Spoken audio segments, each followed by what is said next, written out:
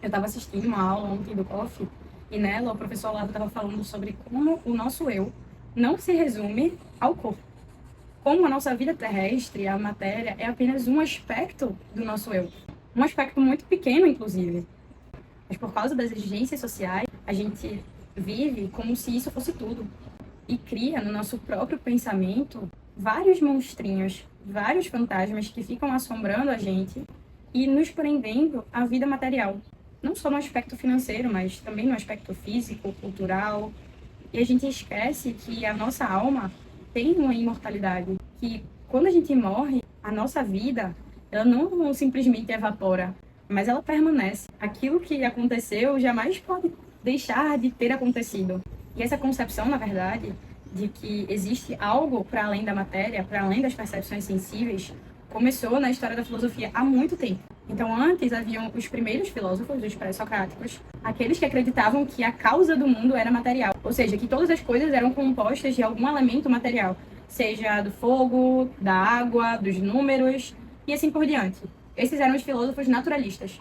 E logo depois chega Platão e dá início ao que se chama, na história da filosofia, a segunda navegação, que é justamente a passagem do mundo sensível, do mundo material, de percepções fragmentadas, para um mundo invisível, para um mundo imaterial, que sustenta todo esse mundo material. Então, a gente cai na ilusão de acreditar que o mundo físico é tudo. Mas esse mundo físico é apenas uma parte sustentada pelo mundo invisível, o mundo onde as coisas são estáveis.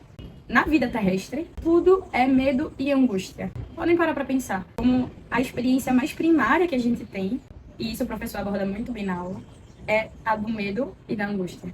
E posterior ao medo e à angústia, a busca pelo prazer para aliviar e para escapar esse medo e essa angústia. Então, quando a gente reduz a nossa vida ao aspecto material, a gente entra nessa chave, nesse ciclo, que passa a ser muito difícil de quebrar, porque tudo é entendido a partir dessa perspectiva.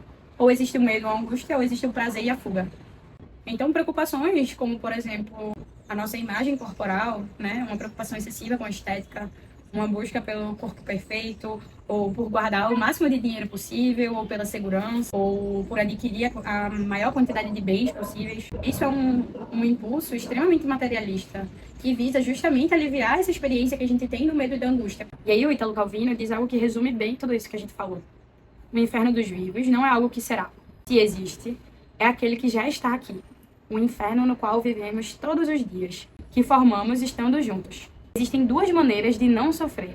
A primeira é fácil para a maioria das pessoas. Aceitar o inferno e tornar-se parte dele, até o ponto de deixar de percebê-lo. Então, como muitas pessoas se misturam com esse mundo material e tratam a vida como se fosse apenas esse aspecto, e fogem e negam a própria realidade da existência humana. E a segunda é arriscada, e exigem atenção e aprendizagem contínuas. Procurar e reconhecer quem e o que, no meio do inferno, não é inferno, e preservá-lo, e abrir espaço.